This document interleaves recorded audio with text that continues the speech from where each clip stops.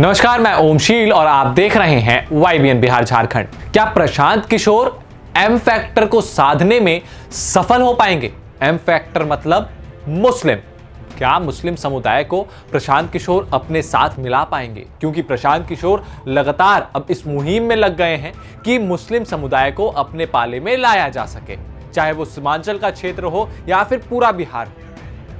जिस भी नॉर्मल क्षेत्र में जाता है, जहां हिंदू आबादी में उनकी यात्रा जाती है, उनकी सभाएं जाती हैं, तो उस सभा का नाम दिया जाता है बिहार बदलाव यात्रा। लेकिन वही अगर मुस्लिम बहुल्य क्षेत्र में जाती है तो बिहार बदलाव इजलास का नाम दिया जाता है। तो सवाल यह उठ रहा है कि जो प्रशांत किशोर जाति धर्म से उठकर राजनीति करने की बात करते थे, वो इस तरीके की यात्रा क्यों निकालते हैं, क्यों निकाल रहे हैं? सबसे बड़ा सवाल यह है। और एक बड़ा सवाल यह भी है कि जो प्रशांत किशोर कहते थे कि मुस्लिम हम जात पात की राजनीति नहीं करेंगे और हम एक पॉजिटिव राजनीति यानी सकारात्मक राजनीति की ओर प्रस्थान करेंगे, हम विकास की राजनीति करेंगे। लेकिन इन दिनों जिस तरीके से प्रशांत किशोर का बयान आ रहा है, चाहे वो जब सीमांचल पहुंचते हैं प्रशांत किशोर, तो प्रशांत किशोर ये बयान देते हैं, ओवैसी से नहीं अल्लाह से डरिए, अपने बच्चों के बारे में सोचिए। तो इसका क्या मतलब निकाला जाए? तो कहीं ना कहीं जो प्रशांत किशोर पर सवाल अब ये उठते हुए नजर आ रहे हैं कि जैसे ही चुनावी मैदान में उतरते ही, मतलब जैसे ही प्रशांत किशोर चुनावी मैदान में उतरे, क्या वैसे ही बाकी राजनेताओं का जो एक आत्मा होता है, एक उनका स्वरूप होता है, क्या उसी पटल पर वो भी राजनीति करना शुरू कर दिए? क्या जो प्रशांत किशोर ये दावा करते थे कि हम युवाओं की बात करेंगे, रोजगार की बात करेंगे, पलायन की बात करेंगे, शिक्षा की बात करेंगे, स्वास्थ्य की बात करेंगे, तो क्या प्रशांत किशोर भी अब हिंदू मुसलमान की बात करने पर उतर आए हैं? क्योंकि प्रशांत किशोर लगातार इन चीजों को गिना रहे हैं। पूर्व के इंटरव्यू में उन्होंने ये भी कहा है कि जितना मुस्लिम समुदाय का आंकड़ा है या फिर जितना भी जनाधार है मुस्लिम समुदाय का, जितनी भी जनसंख्या बिहार में है मुस्लिम समुदाय की, उस हिसाब से 36 से 40 विधायक बिहार में होने चाहिए। तो कहीं ना कहीं मुस्लिमों को साधने की ये रणनीति क्या प्रशांत किशोर को फायदा पहुंचा पाएगी?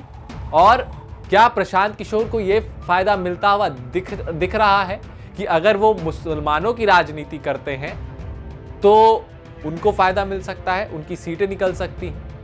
एक दूसरा पहलू यह है कि जिस क्षेत्र में प्रशांत किशोर मुसलमानों को टारगेट कर रहे हैं, मुसलमानों को साधने की कोशिश कर रहे हैं, उन क्षेत्रों में ओवैसी का भी गढ़ है।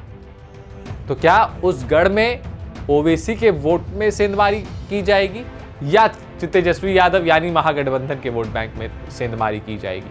अगर ओवैसी के वोट बैंक में सेंधमारी की जाती है तो जिन क्षेत्रों में 2020 के चुनाव में ओवैसी जीत कर आए थे, AIMIM की पार्टी जीत कर आई थी, उसमें कहीं ना कहीं अगर वोटों का बिखराव होगा तो उससे RJD को फायदा होता हुआ दिख सकता है। लेकिन सवाल यह है कि क्या प्रशांत किशोर की बातों को मुस्लिम समुदाय मानेगा? और एक तरफ जहां RJD है, जहां तेजस्वी यादव ये दावा कर रहे हैं कि अगर हमारी सरकार बनती है तो वक्फ कानून जैसे कानूनों को कूड़ेदान में फेंकने का काम करेगी महागठबंधन की सरकार, तो वहीं ओवैसी मुसलमानों के हितैषी होने का दावा हमेशा से करते आए हैं। तो क्या जो सीमांचल का जो नतीजा था 2020 चुनाव का, जो ओवैसी को 5 सीटें मिली थी, तो क्या इस बार भी ओवैसी को 5 सीटें मिलने जा रही हैं? या प्रशांत किशोर ने जो एंट्री लिया है, जो एंट्री प्रशांत किशोर की बिहार चुनाव में हुई है, उस एंट्री से ओवैसी के लिए मुश्किलें खड़ी हो सकती हैं? तमाम सारे सवाल हैं, लेकिन आखिर इसका जवाब क्या होगा ये चुनाव परिणाम में पता चलेगा। लेकिन सबसे बड़ा सवाल यह है कि जो प्रशांत किशोर, मैंने पूर्व में भी जिक्र किया, जो प्रशांत किशोर सकारात्मक राजनीति की बात करते थे, जो कहते थे कि युवाओं की बात की जानी चाहिए, रोजगार की बात की जानी चाहिए, पलायन की बात की जानी चाहिए, शिक्षा स्वास्थ्य की बात की जानी चाहिए, आज वो प्रशांत किशोर धर्म की राजनीति और जाति की राजनीति में कैसे फंस रहे हैं?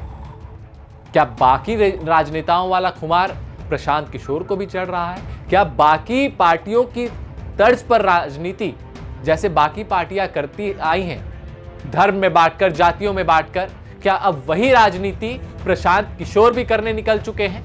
यह एक बहुत बड़ा सवाल है। आपको क्या लगता है? वीडियो को लाइक करके, चैनल को सब्सक्राइब करके जरूर बताएं और कमेंट करना ना भूलें। नमस्कार।